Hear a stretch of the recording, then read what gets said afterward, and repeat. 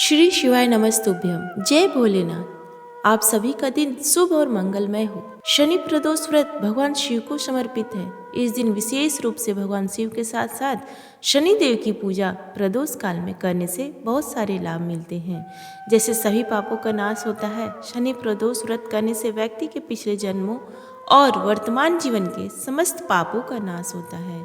भगवान शिव और शनि देव की कृपा से मनुष्य धर्म और पुण्य के मार्ग पर अग्रसर होता है। तो आइए आज के दिन सुनते हैं शनि प्रदोष व्रत कथा।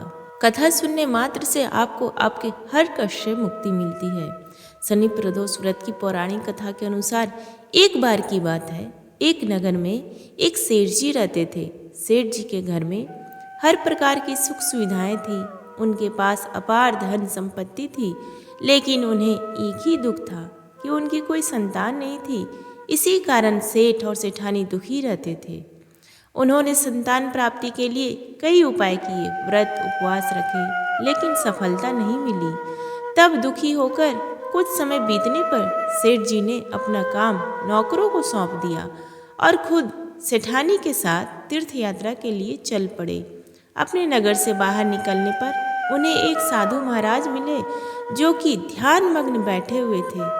सेठ और सेठानी साधु के पास गए और हाथ जोड़कर उनके ध्यान से उठने का इंतजार करने लगे। काफी देर के बाद जब साधु महाराज ने आंखें खोली तब उन्हें पता चला कि उनके समक्ष कोई बहुत देर से आशीर्वाद लेने की प्रतीक्षा में बैठा हुआ है। साधु ने सेठ और सेठानी से कहा कि मैं तुम्हारा दुख समझता हूँ, तुम इस दुख से मुक्ति पाने के लिए शनि प्रदोष व्रत करो, इससे तुम्हें संतान सुख अवश्य ही प्राप्त होगा। फिर साधु ने सेठ सेठानी को शनि प्रदोष व्रत की विधि बताने के साथ भगवान शिव की वंदना करने के लिए कहा। भगवान शिव की वंदना इस प्रकार की जाती है। रुद्रदेव शिव आपको नमस्कार है। शिव शंकर जगत गुरु आपको नमस्कार है। हे नीलकंठ सुर आपको नमस्कार है। शशि मौली चंद्र सुख आपको नमस्कार है। उमाकांत सुधी आपको नमस्कार है। उग्र रूप मन आपको नमस्कार है।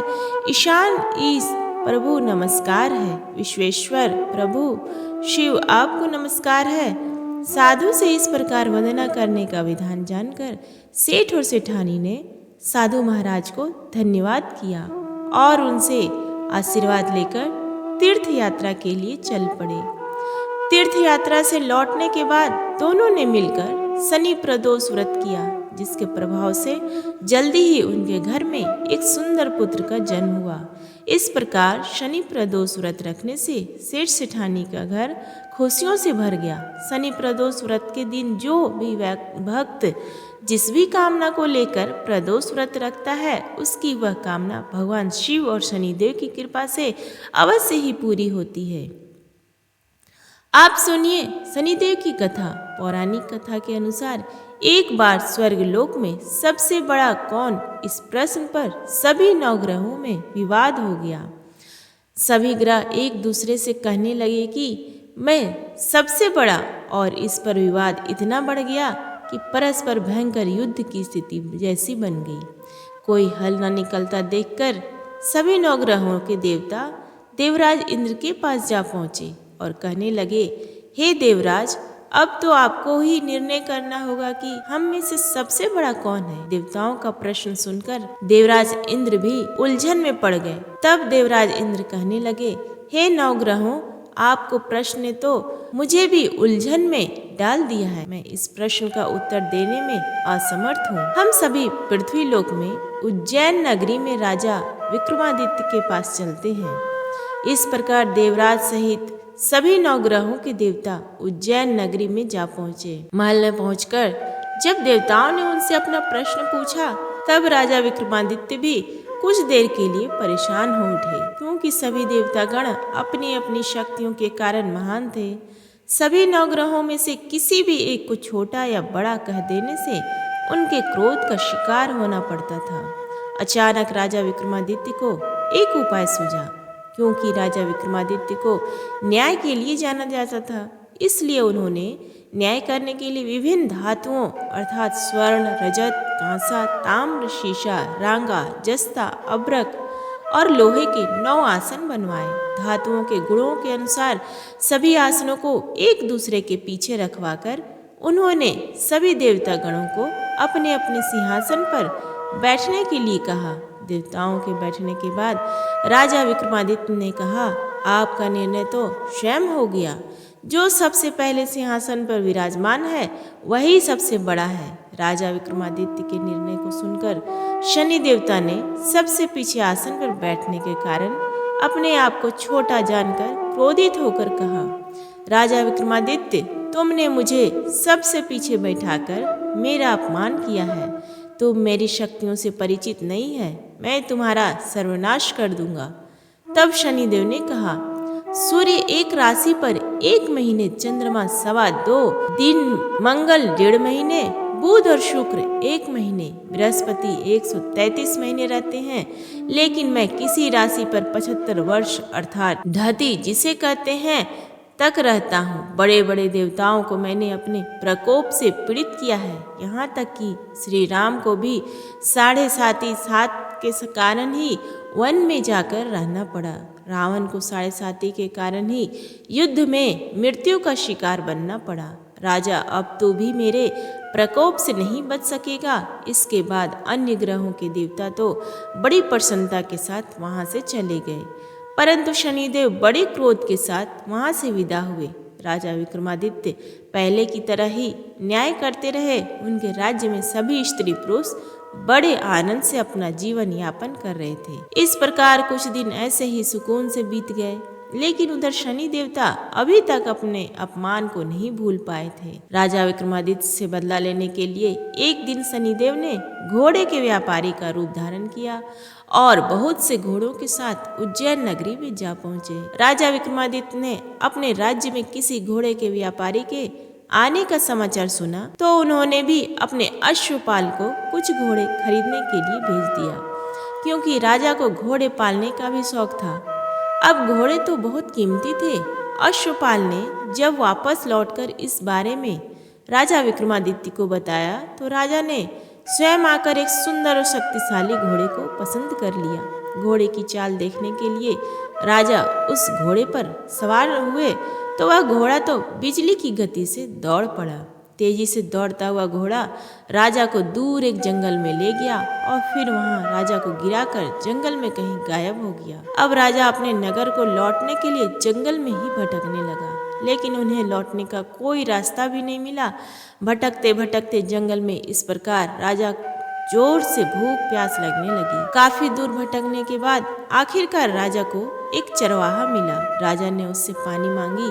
पानी पीकर राजा ने उस चरवाहे को अपनी अंगूठी दे दी। फिर उससे रास्ता पूछकर वह जंगल से निकलकर पास के ही एक नगर में जा पहुंचा। अब राजा विक्रमादित्य ने एक सेठ की दुकान पर बैठकर कुछ देर तक तो आराम किया। उस सेठ से राजा ने बातचीत की, राजा के बारे में पूछा तो राजा ने बताया कि मैं उज्जैन नगरी से आया हूँ। राजा की कुछ देर दुकान पर बैठने से अब सेठ जी को बहुत बिक्री हुई। सेठ जी ने राजा को बड़ा भाग्यवान समझा कि इन्हीं के कारण आज मेरी दुकान में सबसे ज्यादा बिक्री हुई है। तो उन्होंने खुश होकर राजा को अपने घर पर भोजन के लिए आमंत्रित कर दिया और उन्हें अपने घर ले गए। सेठ के घर में सोने का एक हार खूंटी पर लटका हुआ था। राजा को उस कमरे में छोड़कर सेठ कुछ देर के लिए बाहर चला गया। तभी एक आश्चर्यजनक घटना घटी। राजा विक्रमादित्य के देखते ही देखते सोने के उस हार को खूंटी ने निगल लिया। वापस लौटकर सेठ ने देखा कि हार तो वहां पर न था, ना ही हार को गायब देखा। तो चोरी का संदेह राजा पर ही किया, क्योंकि उस कमरे में केवल राजा ही अकेला बैठा था। तब सेठ ने अपने नौकरों से कहा कि इस परदेसी को रस्सियों से बांधकर नगर के राजा के पास ले चलो। इस तरह से राजा को रस्सियों से बांधकर नगर के राजा के पास ले जाया गया। राजा ने जब राजा विक्रमादित्य से हार के बारे में पूछा तो उन्होंने बताया कि उनके देखते ही देखते खूंटी ने तो हार को निगल लिया था। इस पर राजा ने क्रोधित होकर चोरी करने के अपराध से राजा विक्रमादित्य के हाथ पांव काटने का आदेश दे डाला। किसी ने भी राजा की बात का विश्वास नहीं किया। इस तरह से राजा विक्रमादित्य के हाथ पांव काटकर उन्हें नगर की सड़क पर छोड़ दिया गया। कुछ दिनों के बाद एक तेली उन्हें उठाकर अपने घर ले गया और उन्हें अपने कोलू पर बैठा दिया। अब राजा आवाज देकर बैलों को हाँकता रहता और इस तरह तेली का बैल चलता रहा। अब राजा को भोजन भी मिलता रहा। शनि के प्रकोप की 7.5 पूरी होने पर वर्षा ऋतु प्रारंभ हुई। अब एक दिन राजा विक्रमादित्य एक रात को मेघ मल्हार गा रहे थे कि तभी नगर के राजा की लड़की राजकुमारी मोहिनी रथ पर सवार होकर उस तेली के घर के पास से गुजरी। जब उसने मेघ मल्हार सुना तो उसे बड़ा अच्छा लगा। दासी को भेजकर गाने वाले को बुला लाने के लिए कहा। अब दासी ने लौटकर राजकुमारी को अपंग राजा के बारे में सब कुछ बता दिया। राजकुमारी उसके मेघ मल्हार से बहुत मोहित हुई, अतः उसने सब कुछ जानकर भी अपंग राजा से विवाह करने का निश्चय कर लिया।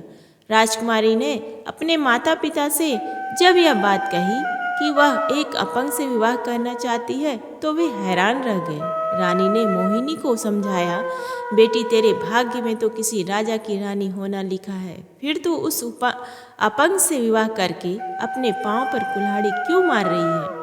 लेकिन राजकुमारी ने अपनी जिद्दी नहीं छोड़ी। अपनी जिद पूरी कराने के लिए उसने भोजन करना छोड़ दिया और अपने प्राण त्याग देने का निश्चय कर लिया। आखिरकार राजा और रानी को विवश होकर अपंग विक्रमादित्य से अपनी राजकुमारी का विवाह करना ही पड़ा। विवाह के बाद राजा विक्रमादित्य और राजकुमारी उसी तेली के घर में रहने लगे। उसी रात स्वप्न में शनिदेव ने राजा से कहा, हे राजा, तुमने मेरा प्रकोप देख लिया, मैंने तुम्हें अपने अपमान का दंड दिया है। इस प्रकार राजा ने शनिदेव से क्षमा करने को कहा और प्रार्थना करते हुए कहने लगे, हे शनिदेव, आपने जितना दुख मुझे दिया है किसी और को कभी मत देना। तब शनिदेव ने कुछ सोचकर कहा, हे राजा, मैं तुम्हारी प्रार्थना स्वीकार करता हूँ। जो कोई स्त्री पुरुष मेरी पूजा करेगा, शनिवार को व्रत करके मेरी व्रत कथा सुनेगा, उस पर मेरा आशीर्वाद सदा बना रहेगा। इस प्रकार प्रातःकाल जब राजा विक्रमादित्य की नींद खुली तो उसने अपने हाथ पांव सही सलामत देखे। यह देखकर राजा को बड़ी खुशी हुई। उसने मन ही मन शनिदेव को प्रणाम किया। राजकुमारी भी राजा के हाथ पांव सही सलामत देखकर आश्चर्य में डूब गई। तब राजा विक्रमादित्य ने अपना असली परिचय देते हुए शनिदेव के प्रकोप की सारी कहानी रानी को कह सुनाई। सेठ को जब इस बात का पता चला तो वह दौड़ा दौड़ा तेली के घर पहुंच गया। राजा के चरणों में गिरकर क्षमा मांगने लगा। राजा ने उसे क्षमा कर, क्योंकि यह सब तो शनिदेव की प्रकोप के कारण हुआ था। सेठ राजा को अपने घर ले गया और उन्हें भोजन कराया। भोजन कराते समय वहाँ एक आश्चर्यजनक घटना घटी। सबके देखते देखते उस खूंटी ने हार उगल दिया। यह देखकर सेठ बड़ा प्रसन्न हुआ और सेठ ने अपनी बेटी का विवाह भी राजा के साथ कर दिया। बहुत सारे स्वर्ण आभूषण और धन आदि देकर राजा को अपनी बेटी के साथ विदा कर दिया। अब राजा विक्रमादित्य राजकुमारी मोहिनी और सेठ की बेटी के साथ उज्जैन नगरी में पहुंचे तो नगरवासियों ने बड़ी खुशी से उनका स्वागत किया। अगले दिन राजा विक्रमादित्य ने पूरे राज्य में घोषणा करा दी कि शनिदेव सभी देवों में सर्वश्रेष्ठ हैं, इसलिए हर स्त्री और पुरुष शनिवार को उनका व्रत करें और व्रत कथा अवश्य सुने। राजा विक्रमादित्य की घोषणा से शनिदेव बड़े प्रसन्न हुए। शनिवार का व्रत करने और व्रत कथा सुनने के कारण सभी लोगों की मनोकामनाएं शनिदेव की कृपा से पूरी होने लगी। सभी लोग बड़े आनंद पूर्वक रहने लगे। बोलिए शनि देवता की जय। उम्मीद है आपको आज का ये वीडियो पसंद आया, तो प्लीज वीडियो को लाइक करें, अपने दोस्तों के साथ शेयर करें और कमेंट बॉक्स में हर हर शंभू जय शनिदेवा लिखना ना भूलें। धन्यवाद।